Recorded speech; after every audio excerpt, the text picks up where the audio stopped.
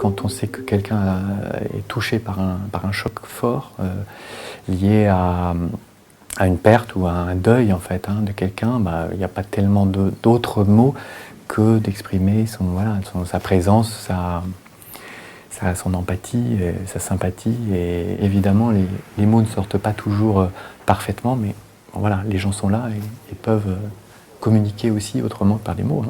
J'ai rencontré des cas où effectivement on me posait la question, je ne sais pas comment commencer, je ne sais pas quels mots dire et j'ai peur de dire des mots qui vont blesser en fait. J'ai envie de dire que dans cette situation-là, tout est inédit, y compris les mots qui peuvent sortir de soi-même. Mais en fait, il y a de la place pour la maladresse en fait. Il y a aussi un comportement très spécifique, c'est qu'on cherche à éviter tous les lieux ou toutes les choses ou toutes les pensées qu'on a eues, qui sont associées au traumatisme en fait. Et donc là, en évitant généralement, en premier lieu, ça permet de se protéger. J'imagine qu'il y a des étudiants, par exemple, ou qui se disent « moi, j'ai pas envie d'aller… des étudiants, des écoliers ou des gens au travail, je peux pas, c'est trop dur pour moi, je reste chez moi ». Et ça, c'est plutôt une bonne façon de se protéger dans un premier temps. Mais si 3 mois après, ils sont pas ressortis de chez eux, il y a quelque chose qui ne va pas, bien évidemment.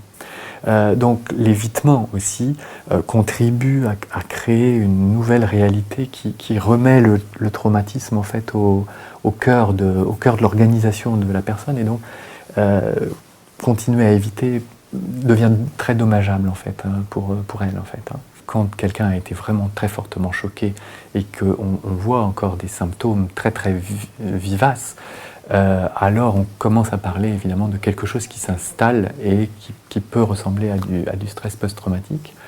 On ne peut pas savoir aujourd'hui, nous, compte tenu de l'impact médiatique que ça a eu et de l'impact social que ça a eu, évidemment si cette période va être un peu plus longue, vraisemblablement peut-être plusieurs mois, sachant qu'évidemment il peut y avoir d'autres événements qui peuvent venir.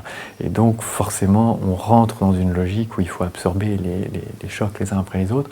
Donc il faut être vraiment très très prudent évidemment et très observer en fait tout ce qui se passe.